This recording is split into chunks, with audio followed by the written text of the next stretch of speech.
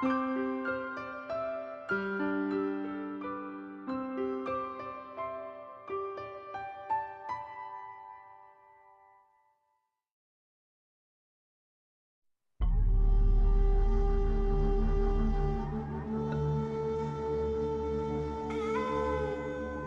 long as we've been human, human beings have used rituals.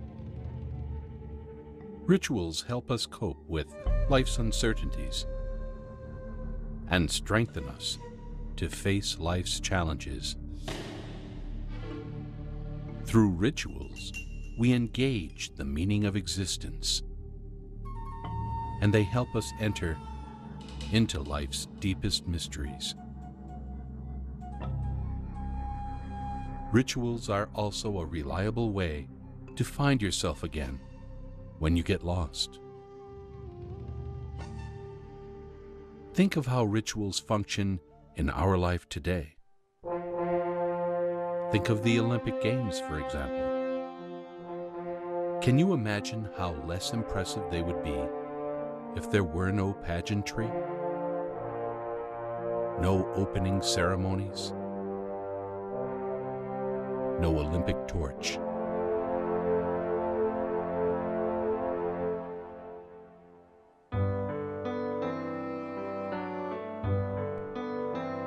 Families have rituals too. Maybe you're not even aware of most of these because they're simply the way we do things. The way we each have our special places at the dinner table. The way we have pizza and watch a DVD every Friday night. The way we say goodnight. These simple, intentional actions are rituals, and they shape our lives. Rituals are especially important in the raising of our children.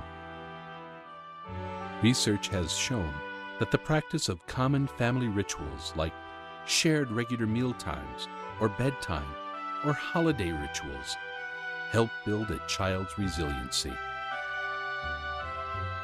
They shape our deepest relationships. They pass on a family's deepest values and beliefs. They increase a child's likelihood of making good and healthy choices. They call us to remember what really matters. They let children know they are loved and where they belong. What kind of rituals and traditions does your family have? A ritual in my family when I was growing up, many times when my dad was waking us up for school or for an important event early in the morning, he would sing one of the songs from the musical Singin' in the Rain, which was, good morning, it's great to stay up late. And he would just sing it at this amazing volume and turn the lights on and off. And of course, all we wanted to do was roll over and pull the covers over our heads. But it's something that annoyed me greatly, and my sister as well, I'm sure. But I've continued the tradition now when I have to wake up my nephews. When I was a child, we had a ritual on Labor Day morning.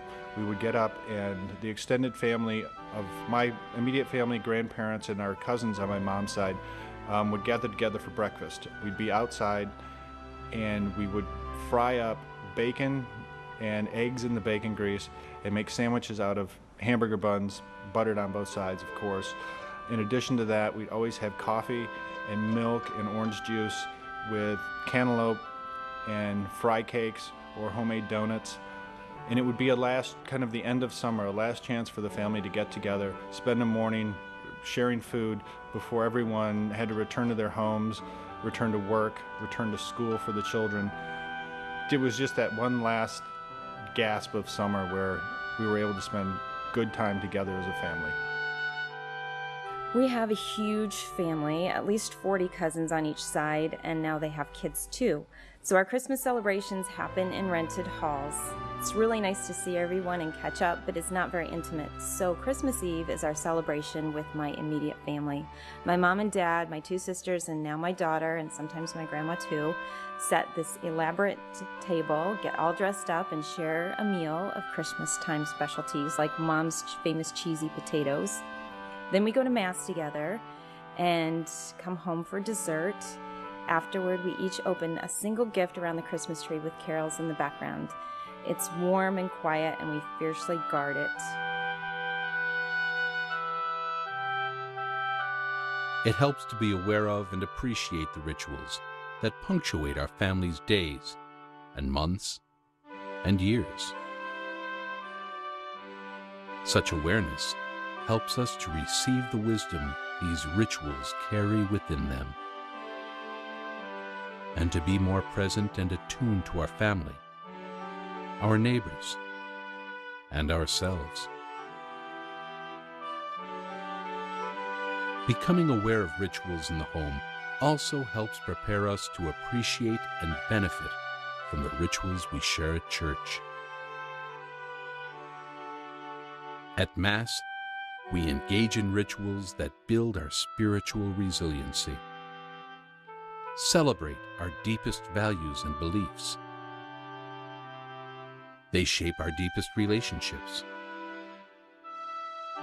strengthen us to make good and healthy choices in our lives. They call us to remember what really matters and let us know we are loved and where we belong.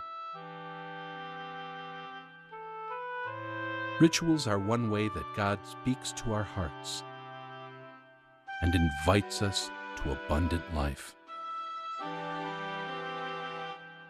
The most important rituals become a part of who we are and what we most cherish.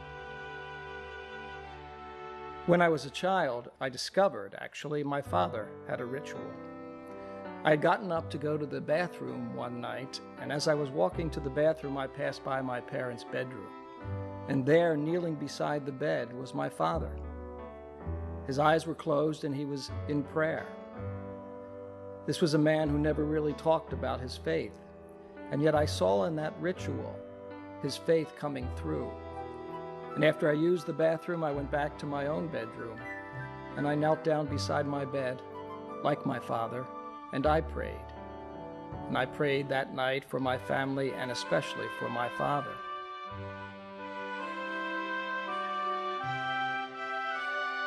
Think about rituals, the rituals in your life. What are they? And what do they tell you about yourself, about your beliefs, about your God?